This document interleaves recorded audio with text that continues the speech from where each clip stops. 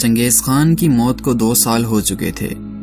مقررہ وقت پر شہزادوں اور سپہ سالاروں نے پھر واپس گوبی کا سفر کیا تاکہ چنگیز خان کی وصیت کے مطابق وہ اپنا نیا شہنشاہ یعنی نیا خاقان منتخب کریں۔ وراثت کے متعلق چنگیز خان کی یہی وصیت تھی کہ چغتائی جو کہ اس کے زندہ بیٹوں میں سب سے بڑا تھا، اسے وسط ایشیا اور اسلامی ممالک کا علاقہ دیا جائے، جبکہ خوش مزاج اوغدائی کو چنگیز خان نے تخت کے لیے منتخب کیا اور اس کا بیٹا جوجی جو کہ مارا جا چکا تھا، اس کے بیٹے ہاتھو کو روس کے میدانوں کا علاقہ دیا جائے۔ گو کہ چنگیز خان کی اولاد نے مغل اہل قبائل کی طرح پرورش پائی تھی، لیکن اب وہ دنیا کے ایک بڑے حصے کے مالک تھے۔ ان کے علم کے مطابق جتنی دنیا تھی اس کا ایک بڑا حصہ ان کے قبضے میں تھا۔ وہ وحشیوں میں پرورش پانے والے ایشیائی تھے، مگر چاروں میں سے ہر ایک کے پاس ایک بڑی طاقتور فوج تھی۔ اپنے نئے علاقوں میں انہیں شراب عیش کا چسکا لگ چکا تھا۔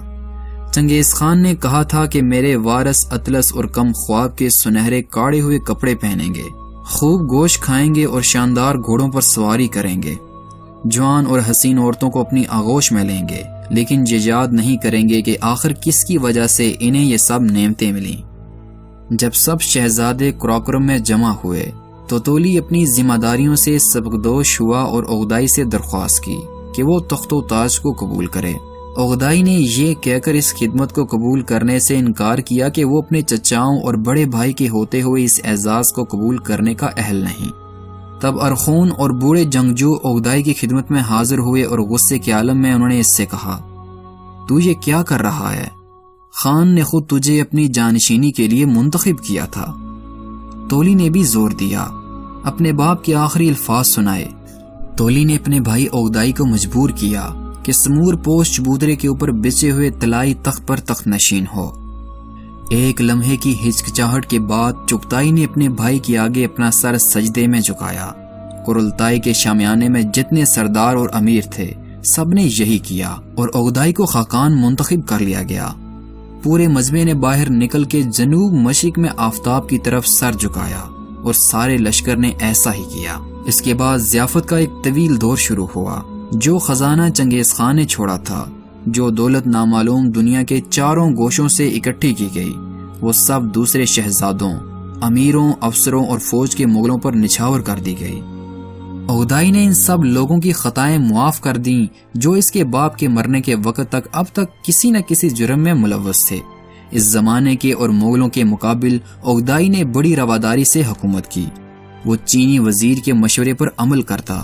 اس نے ایک موقع پر چنگیز خان کے سپہ سالار سوبدائی بہادر کی مخالفت کی جب یہ ارخون تولی کے ساتھ سانگ کے علاقے میں جنگ کر رہا تھا اور ایک بڑے شہر کے باشندوں کا قتل عام کرنا چاہتا تھا۔ اس ہوشیار مشیر نے یہ دلیل دی کہ ان کئی برسوں میں ہماری فوج رایا کے پیدا کیے ہوئے غلے اور اس کی دولت کی بنا پر لڑتی رہی ہے۔ اگر ہم سب انسانوں کو قتل کر دیں گے تو خالی ویران زمین کو لے کر کیا کریں گے؟ اوغدائی نے یہ بات مان لی اور 15 لاکھ چینیوں کی جان بخشی کر دی گئی۔ سکندر اعظم کی سلطنت کے برعکس چنگیز خان کی مغل حکومت اس کے مرنے کے بعد جوں کی توں برقرار رہی۔ اس نے مغل قبیلوں کو ایک حاکم کا فرما بردار بنا دیا تھا، ان کے لیے یاسا کا قانون بنایا تھا۔ اس فاتح نے اپنے جانشینوں کو سب سے زیادہ اہم چیز جو ورثے میں عطا کی وہ مغل فوج تھی۔ اس کے وصیت کے مطابق مغل عروت اوغدائی کے پاس رہے گا۔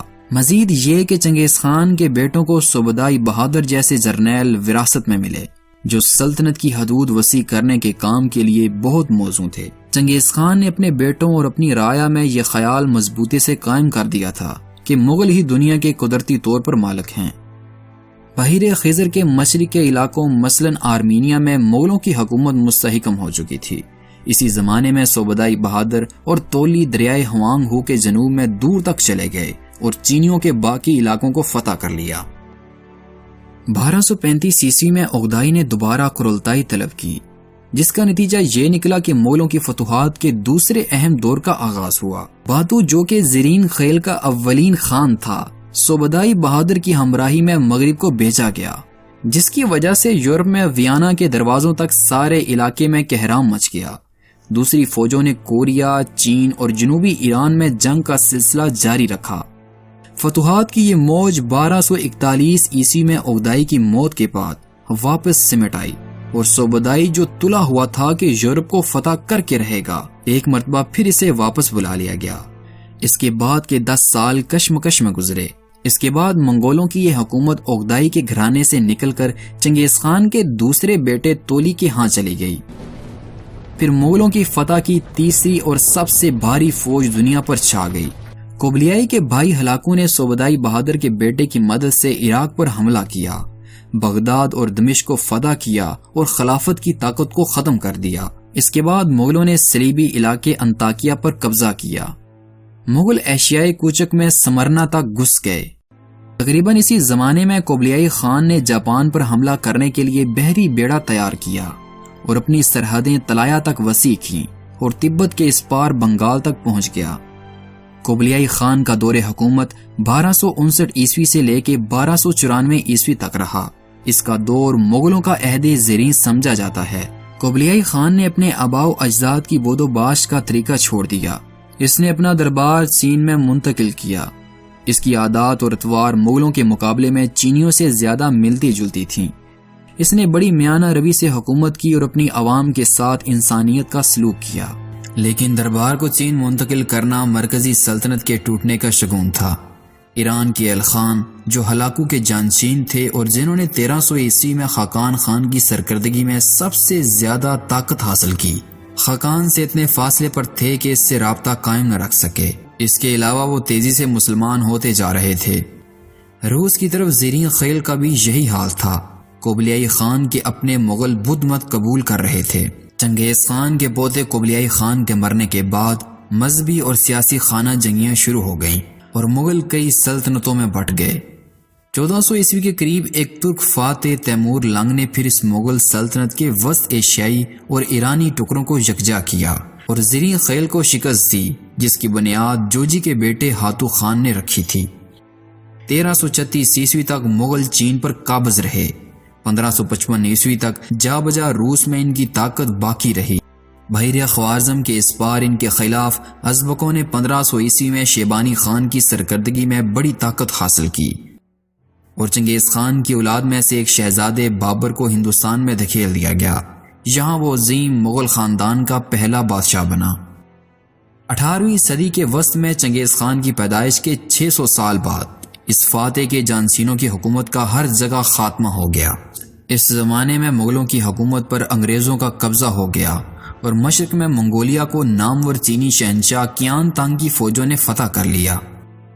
اسی زمانے میں کریمیا کے تاتار خان روس کی ملکہ عظمیٰ کیتھرائن کی رعایا بن گئے اور یوں مغلوں کا خاتمہ ہوا اور پھر سے وہ خانہ بدوش قبیلوں میں بٹ گئے۔ ریگستان میں کراکرم کا شہر ریت کی تہوں کے نیچے دفن پڑا ہے۔